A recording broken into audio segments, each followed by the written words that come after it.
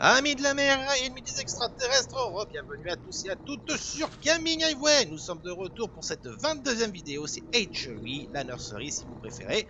Il va falloir ici dégager cette espèce de grosse saloperie qui est en train de nourrir toute la couvée de la reine. Et pour cela, il va falloir trouver un moyen de désactiver le champ de force qui se trouve ici. Donc déjà en premier lieu, je vais vous faire visiter un peu les lieux. Donc c'est un mini-boss, hein. Le niveau c'est juste ça, hein. Voilà, c'est ça, plus cette petite salle secrète là que je vous montre tout de suite. Et voilà, il y a un glyphe de... Attendez, oui, il y a ça aussi. Il y a un glyphe de sonar, mais c'est pas lui qui va nous permettre de dégager le champ de force. Vous allez voir, ça va être d'une autre manière qu'on va s'y prendre. Alors, déjà, voilà, il faut que je sorte. Alors, la première difficulté à signaler au sein de ce niveau, c'est que l'air ne se trouve qu'ici. Là. Et tant que... Merde, saloperie. Tant que ce bouclier est actif, vous ne pouvez pas aller récupérer de l'air. Donc, si vous faites... Voilà, il faut vite que j'aille me foutre dedans. Il y a de la nourriture aussi, hein. Vous avez vu qu'on peut aller chercher de la nourriture de l'autre côté, là, dans la petite salle où j'ai été récupérer le glyphe d'air. Mais voilà, c'est pas forcément le meilleur endroit où aller. Donc, il faut vraiment jouer serré. Récupérer de l'air dès que possible. Donc, voilà. Donc là, je me tire. Je vais dégager ce gros con, là. Voilà. Alors, on peut le dégager. Le glyphe du sonar, généralement, sert à ça, à dégager le requin, parce que 3 coups, ça le suffit à le dégager. Mais là, dans l'immédiat, la charge va tout aussi bien. Alors, comment on va s'y prendre pour dégager ce bouclier? Eh ben, il faut... Vous voyez là, sur les murs, ces espèces de petites anfractuosités, là, ce sont des interrupteurs. Il faut attendre le bon moment. Voilà, ils vont se refermer, là. Et là, vous voyez, ça là... merde, très brièvement, hélas. Trop brièvement, hélas. Donc voilà, en fait, le but, c'est de faire en sorte que le truc pète un peu son câble en brisant son cycle. Vous avez vu qu'il a un cycle très mécanique. Il débarrasse les poubelles et il va nourrir les petits œufs. Donc, il faut faire en sorte que, au moment où il s'apprête à récupérer les poissons ou qu'il s'apprête à évacuer un des œufs pourris, eh ben, il faut refermer la trappe là-bas. Ou il faut réactiver le champ de force, ça va le confondre et pendant cet instant de confusion, le bouclier qui se trouve ici va être désactivé, ce qui va donc le rendre vulnérable. Il faudra à ce moment-là le charger, il faudra faire très vite car la fenêtre est vraiment très serrée. Et là, en parlant de fenêtre très serrée, j'apprécierais quand même qu'il aille ouvrir le champ de force parce que sinon je vais crever. Là, j'ai l'air qui est vraiment au minimum.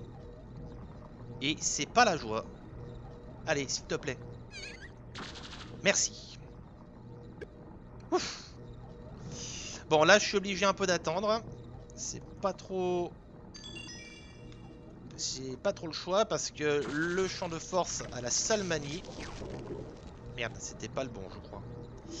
Le champ de force a la sale manie de ralentir considérablement vos mouvements. Ce serait de la perte de temps. Voilà. Alors, du coup, il faut que j'arrive à bien faire mon timing. Donc, là, il faut tout simplement surveiller cet interrupteur. Dans l'immédiat, on va plutôt tabler sur l'évacuation des ordures. Donc, il faut bien regarder quand ça commence à bouger. À briller aussi. C'est de la patience. Voilà, vous voyez, vous avez entendu le gros bruit. Le bouclier est enlevé. Putain, j'ai pas eu le temps. La fenêtre est vachement serrée. Vachement serrée.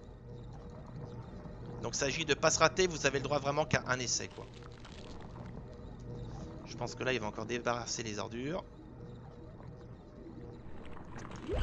Voilà. Voilà, je vais toucher un coup.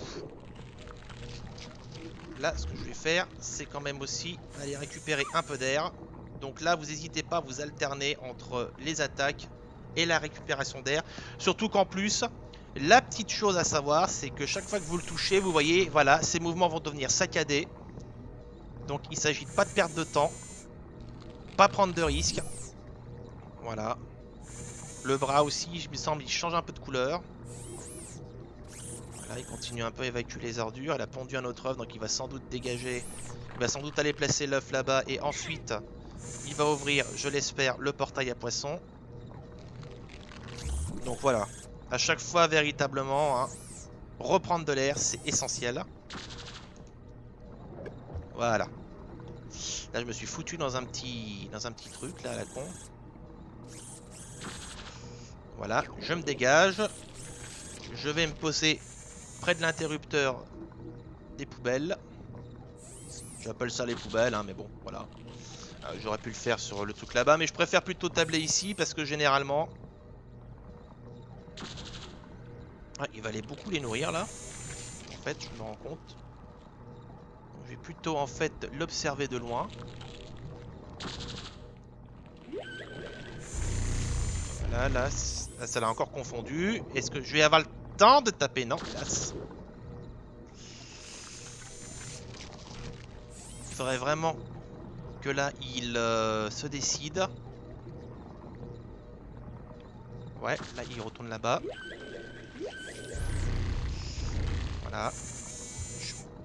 Voilà, j'ai pu placer une deuxième attaque. Là, je vais aller récupérer à nouveau de l'air. Voilà, c'est parfait. Normalement, c'est 3 coups hein, qu'il lui faut. Hein. Voilà. Donc là, je suis bien. Voilà. Au début, sans indice, et il n'y en avait pas dans la version Dreamcast, on peut véritablement passer du temps à essayer de comprendre comment buter cette saloperie. Moi, je sais que je m'étais acharné avec le sonar, le pouvoir du sonar au début. J'avais pas bien compris ce qu'il fallait faire. Puis bon, bah, c'est là que j'ai vu ces espèces d'interrupteurs. Faut vraiment les voir, hein, je peux vous dire. Alors là, est-ce qu'il va les nourrir? Est-ce qu'il va juste aller faire les poubelles? Alors là, il va faire les poubelles. Très probablement. Voilà. Et voilà. Votre bras mécanique est tout pété. Et boum! Il n'y a plus rien. Voilà. Donc la principale difficulté de ce combat, c'est l'air. Vous n'avez pas de pouvoir d'air, ça manque énormément. Donc il faut vraiment arriver à bien tout gérer. Tenez, puisque le niveau est petit, je vais aller récupérer les 2 petits vitalites qui sont dans le coin là. Hop. Je crois que j'ai récupéré celui du bas, je vérifie si... Je sais pas si je vais tous les prendre ici, ce serait un peu le comble, mais bon. Voilà. On a dégagé la nurserie, on est tranquille. Et vous en profitez déjà pour voir un petit peu, bah, effectivement, les décors d'influence très guiguérienne. Là, on est véritablement dans la bonne vieille science-fiction de type xénomorphe. Les petits poissons qui sont ici. Bon, dans tous les cas, voilà, ce niveau est terminé et nous allons passer par ici. C'est-à-dire, eh ben, c'est le tube ovipositeur de la reine. Et oui, c'est bien ça.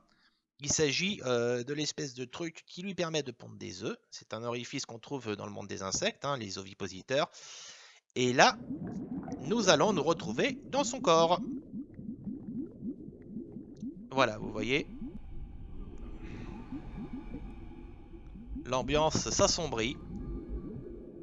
Seed of Poison, 3e niveau de ce 4e et dernier chapitre d'École de Fin, sur lequel nous reviendrons donc à l'occasion d'une prochaine vidéo. Il sera très court aussi, et je l'espère un peu plus facile et un peu moins casse-tête.